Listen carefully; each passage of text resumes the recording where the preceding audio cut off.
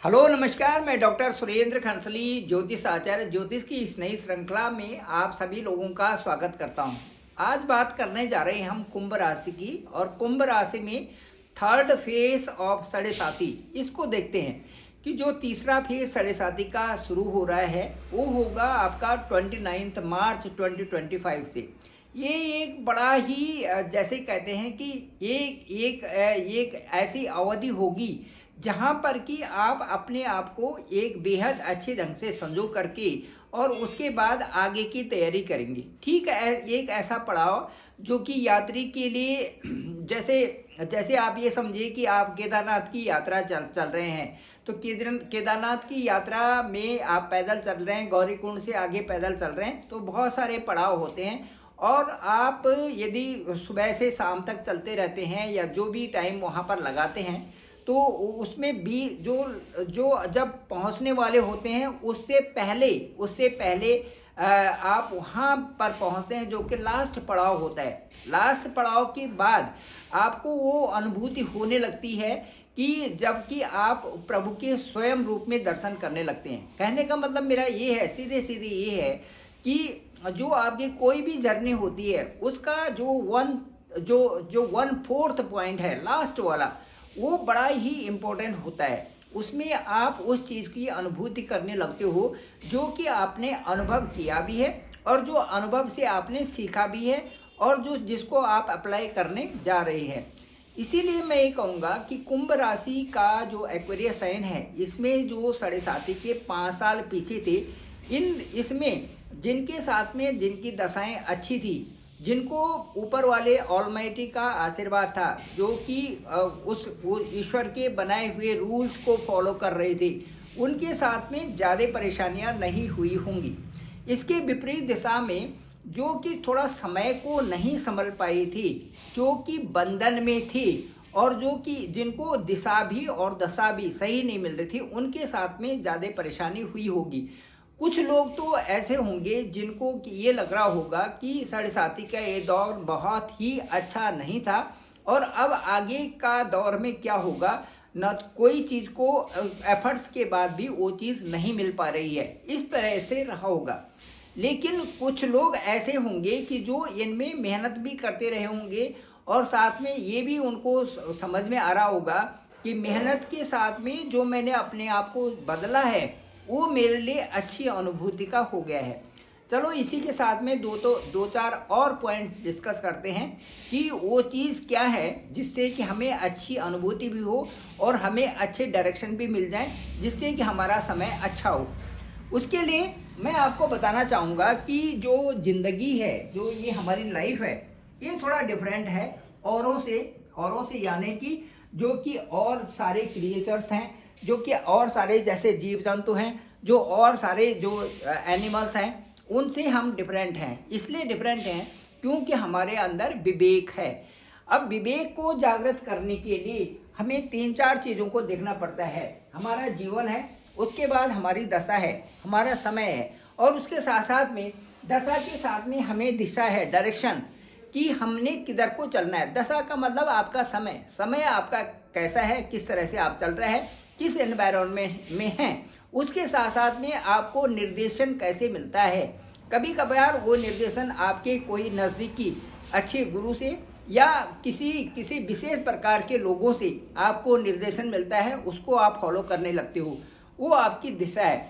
दिशा के साथ में आपके बंधन का मतलब ये है कि आपको जब ये महसूस होने लगता है कि वास्तव में जो मैं भौतिक जीवन में जी रहा हूँ या जिधर मैं जी रहा हूँ वो मेरा एक बंधन है। हम बार बार उन नेगेटिव चीज़ों को करते रहते हैं, जिससे कि हम फंसते रहते हैं, जिससे कि हमें ज़िंदगी में हमें उनकी आदत पड़ती है, जो कि हमें बाहर नहीं जाने देते, स्वतंत्र रूप से जीने नहीं देते। उन चीज़ों की हमें आदत पड़ने लगती है, वो चीज़ें ठीक नहीं होती। कुल मिला के कहने का मतलब है कि कई बार ये देखा गया है कि हमारे जिन चीज़ों को हम कहते हैं कि हम स्वतंत्र रूप से जीवन यापन कर रहे हैं, वो नहीं हो पाता। जहां हम अपने को स्वतंत्रता कहते हैं, वही हमारे बंधन का कारण भी होता है।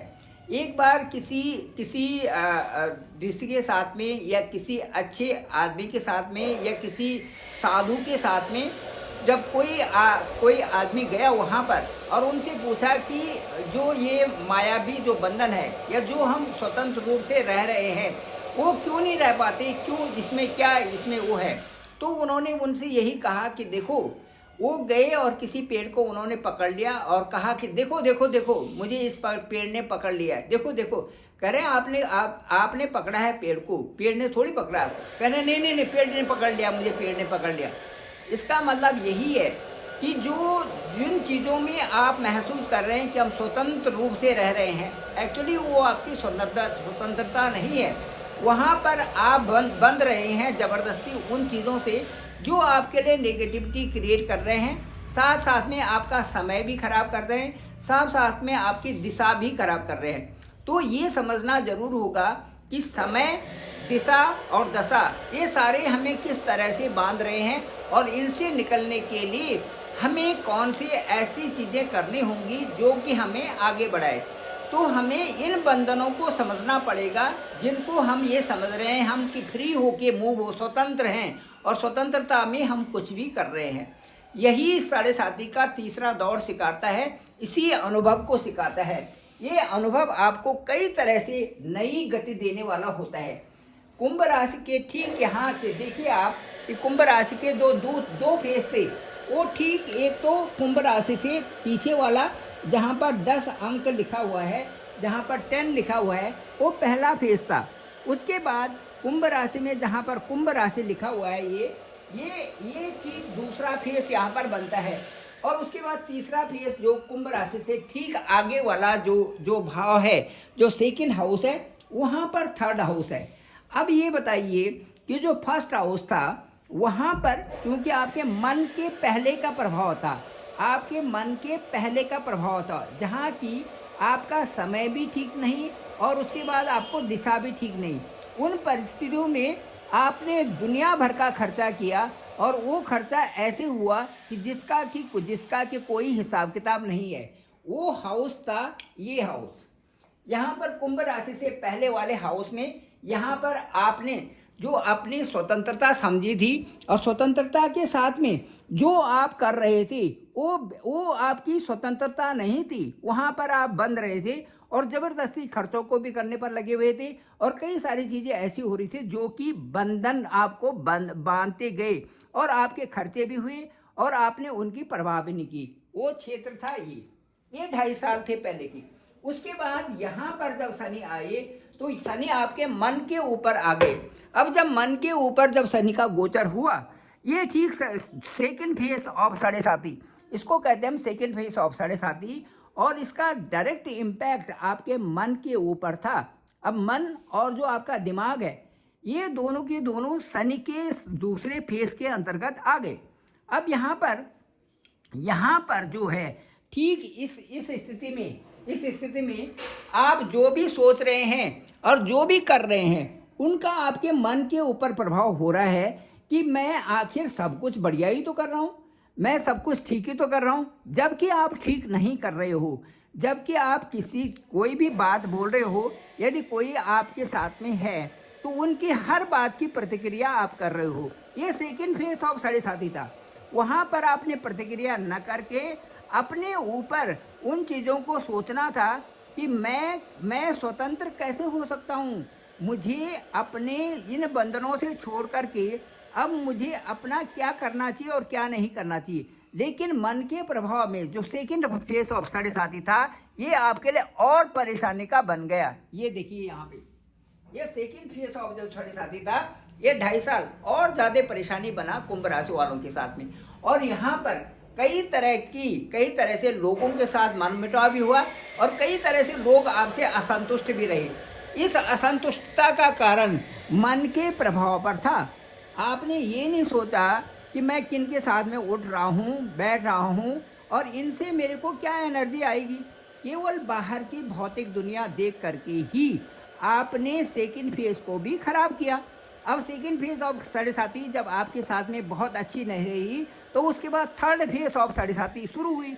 अब थर्ड फेज ऑफ साढ़े आपकी शुरू हुई है ठीक 29 मार्च 2025 को यहाँ पर। ठीक है, देखिए ये है थर्ड फेज ऑफ साढ़े that will start from 29 March 2025 onwards, और ये भी ठीक 2.5 ईयर्स के लिए यहाँ पर रहेगी।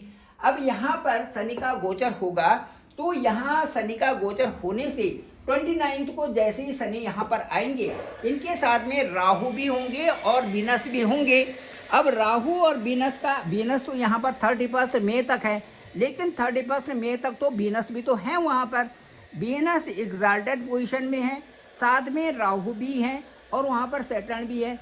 यदि वीनस का आपने कहना माना दूसरे हिसाब से, तो आप में चंचलता आएगी राहु के साथ में।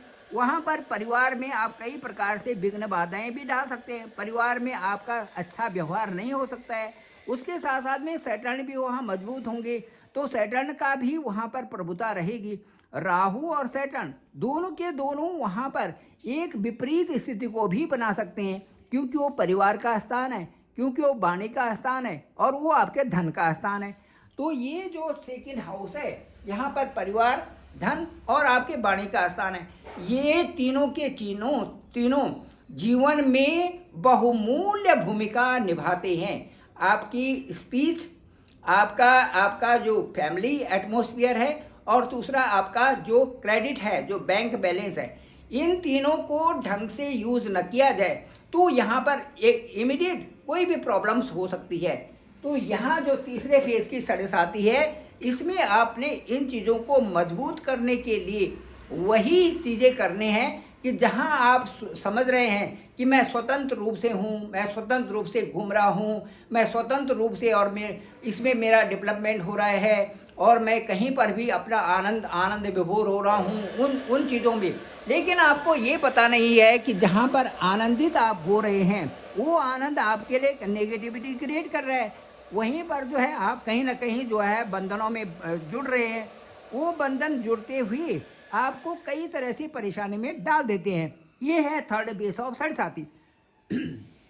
थर्ड बेस ऑफ साढ़े में ये कहा जाता है कि थर्ड बेस ऑफ साढ़े आपको बहुत कुछ देने वाली है। कैसे? क्योंकि ठीक है, ये आपके वेल्थ के स्थान में है। देखिए, ये सीधे जो थर्ड फेज ऑफ साढ़े है, ये कुंभ राशि वालों के लिए यहाँ पर जाएगी। ठीक है, मन के प्रभाव से हट करके आपके वेल्थ के पार्ट पर जाएगी, आपके कुटुंब के पार्ट पर जाएगी। आपका वेल्थ और आपका कुटुंब और और आपकी स्पीच, वाणी के स्थान पर जाएगी। इसको अच्छा बनाने के लिए, थर्ड फेज को अच्छा बनाने के लिए आपको डायरेक्शन भी चेंज करना पड़ेगा। आपको उसके साथ में जो टाइम को भी ठीक करना पड़ेगा, और आपको उसके बाद में जो बंधन को भी पहचानना पड़ेगा कि आप बंधन से मुक्त कैसे हों। ठीक है, तो जब आप फ्री होंगे, फ्री का मतलब है कि जब आप ऐसे एटमॉस्फेयर में ऐसे जोन में अपने को डालेंगे जहां से वास्तव में आप रियल वहां पर खुश रहें, रियल जो वहां से आपको प्रेम झलके, तब आप ये समझें कि मेरा समय भी अच्छा है और मेरे कर्म भी अच्छे हैं और मैं जो है जहाँ पर जी रहा हूँ सही जी रहा हूँ। फिर आपकी वाणी भी अच्छी होगी, आपके कर्म भी अच्छे होंगे, आपका परिवार भी अच्छा होगा, और साथ साथ में वहाँ पर जो आपके धन जो है वो एक सही प्रैक्टिस से, ऑनेस्टी से वहाँ पर आपका धन भी बढ़ेगा।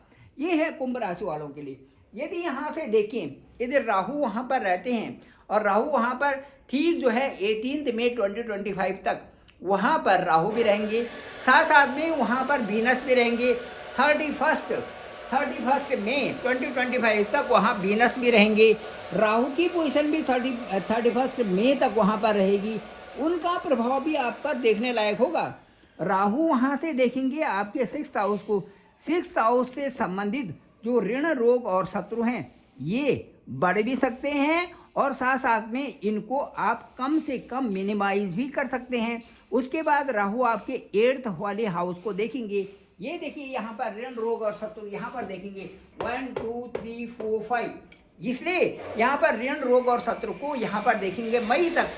ये सारी चीजें आपको एक अच्छे बैलेंस में होनी चाहिए, ताकि जो है ये बैलेंस में, यदि ऋण, रोग और शत्रु आपके बैलेंस में होते हैं तो आप ये समझिए कि मेरी लाइफ बहुत अच्छी चल रही है, क्योंकि उनको बैलेंस करने के लिए आपको अपने बंधन अच्छे रखने पड़ेंगे, अपने बंधनों में नहीं फंसना पड़ेगा। आपको जो दुनिया में सही डायरेक्शन है उसको फॉलो करना पड़ेगा। प्रभु का जो आनंद है उसको महसूस करने के लिए आपको फालतू के बंधनों में नहीं जाना पड़ेगा। तब आप ऋण, रोग और शत्रुओं से मुक्त होंगे। इसके साथ साथ में जो यहाँ पर 8th हाउस है, यहाँ से देखिए 1 2 3 4 5 6 7, यहाँ पर जो 8th हाउस है यहाँ पर केतु हैं। केतु का मतलब ये है कि यदि कोई भी बीमारी होती है तो ऑपरेशन के लिए जरूर वहाँ से प्रेफर कर देते हैं। यदि 6th हाउस से कोई बीमारी होती है तो 7th का 8th में वहाँ पर स्पाउस को सीधे हॉस्पिटल ले जाने की नौबत भी आ जाती है। इसलिए आपने ये सोचना है कि मेरे द्वारा जो भी कर्म कर रहा हूँ वो फ्री, वो आप स्वतंत्र होकर के करें। बंधनों में जब तक आप रहेंगे, बंधन से मुक्त नहीं होंगे, तब तक जो है ये समस्याएं बढ़ती जाएंगी। आपको कैसे फ्री होना है? आपको नेगेटिव फीलिंग से फ्री होना है।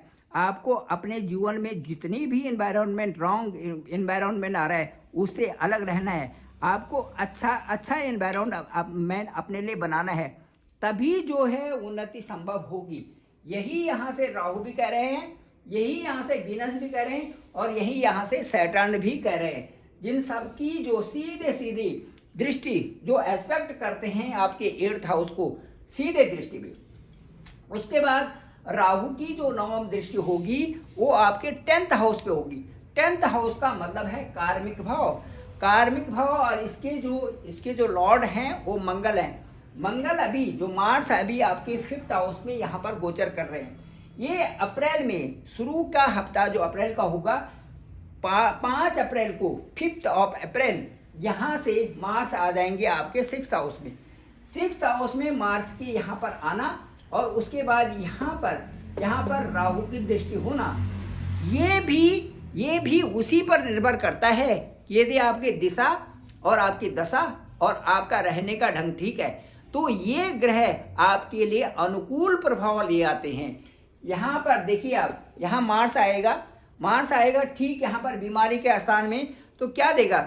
वहाँ से समय आपको जो है वाटर भी अच्छा करने पड़ेगा, डाइट भी आपको अच्छी रखनी पड़ेगी, आपको सारी चीज़ें अपने में ठीक रखना पड़ेगा, तब आप स्वतंत्र रूप से रहेंगे और उसके साथ साथ में आप जो है अच्छा महसूस भी करेंगे अपने स्वास्थ्य के हिसाब से।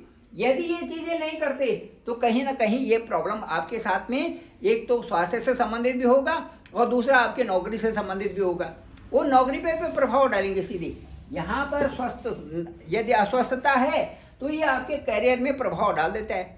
तो ये सारी चीज़ें देखनी जरूरी हैं कि वहाँ पर क्या प्रभाव पड़ रहा है, किस ग्रह का प्रभाव पड़ रहा है, ट्रांजिट में कौन आया हुआ है। और ये तो आप निश्चित समझिए कि ट्रांजिट ग्रहों का चल रहा है। हम भी खुद घूम रहे हैं इस धरती में, और हमारे साथ में ग्रहों का जो प्लेनेट है वो तो ट्रांजिट में है ही।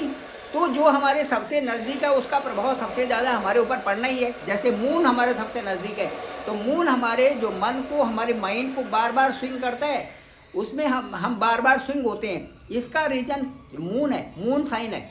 इसी तरह से जो सन है, सन एक दिन नहीं आते तो हमें लगता है कि भाई आज तो ठंड हो गई। तो वही सारी चीज़ें, सारी अनुकूल और विपरीत जो प्रभाव हैं वो ट्रांजिट ऑफ जो प्लेनेट से वो हमारे जीवन में बहुत ज़्यादा प्रभाव पड़ता है। इसीलिए मैं आपसे कहूँगा, कुंभ राशि वालों के लिए स्पेशली मैं कहूँगा कि जो 3rd फेज ऑफ साढ़े है उसको बनाने के लिए हमें दशा दिशा दोनों की टाइम को भी ठीक करना पड़ेगा अपने। दूसरा, हमें डायरेक्शंस भी अच्छे फॉलो करने पड़ेंगे। तीसरा, जो हमें स्वतंत्र होना पड़ेगा किससे? जो हमारे गलत रास्ते हैं, जो हमारे गलत प्रैक्टिसेस हैं, जो हम रॉन्ग डायरेक्शन में जाते हैं, जो हम गलत संगत कर रहे हैं, उनसे स्वतंत्र होना पड़ेगा। उनसे जिसको हम ये समझते हैं स्वतंत्र रह करके हम ये कुछ भी काम कर लें, वो स्वतंत्रता नहीं है, वो आपको बांध रही है। आपने उनसे स्वतंत्र होकर के तब अपने सही रास्ते पर आगे चलना है, यही है। Thank you very much. मैं डॉक्टर सुरेंद्र खंसली, ज्योतिष आचार्य। डिस्क्रिप्शन पे मेरा नंबर है 9868280191। आप डायरेक्ट मुझे कॉल कर सकते हैं, मैं आपका कॉल पिक करूंगा। देखेंगे आपके लग्न लॉर्ड कहाँ पर हैं, उसके बाद देखेंगे कि जो ये ग्रह गोचर चल रहा है राहु का, वीनस का, जो राहु वीनस एंड जो सैटर्न है वो आपकी कुंडली में कहाँ पर आते हैं, क्या प्रभाव दिखा रहे हैं, और इसके साथ साथ में देखेंगे कि क्या आपकी दशा आपको सही डायरेक्शन दे रही है। यदि नहीं दे रही है तो आपकी कुंडली बता देगी कि भाई यहाँ पर सही डायरेक्शन में आप नहीं हैं और आपको ये चीज़ें प्रभावित कर रहे हैं। बिना प्रश्न आपके किए हुए कुंडली देख करके ये कह सकते हैं कि वर्तमान में आप इस तरह से पीड़ित हैं और इससे निकलने के लिए आपको ये करना चाहिए। यही है। Thank you very much. मैं डॉक्टर सुरेंद्र खंसली, ज्योतिष आचार्य। आप मुझे डायरेक्ट कॉल कर सकते हैं, मैं आपका कॉल जरूर पिक करूंगा। ओवर फोन बात करेंगे और ऐसे ही बात करेंगे जैसे हम बात कर रहे हैं। मुझे लगता है कि जो मेरा अनुभव होगा जरूर शेयर करूंगा और जो भी मेरे से हो सकता है मैं आपको जरूर बताऊंगा। वो मुझे लगता है कि वो चीज़ें आपको अच्छा भी लगेंगी। Thank you very much. आप सभी लोगों का आभार, आप सभी लोगों का धन्यवाद। मेरे इस चैनल को आप सब्सक्राइब जरूर करें और लोगों तक भी भेजें ताकि सबको इसकी जानकारी हो सके। आप सभी लोगों का बहुत बहुत आभार, बहुत बहुत धन्यवाद।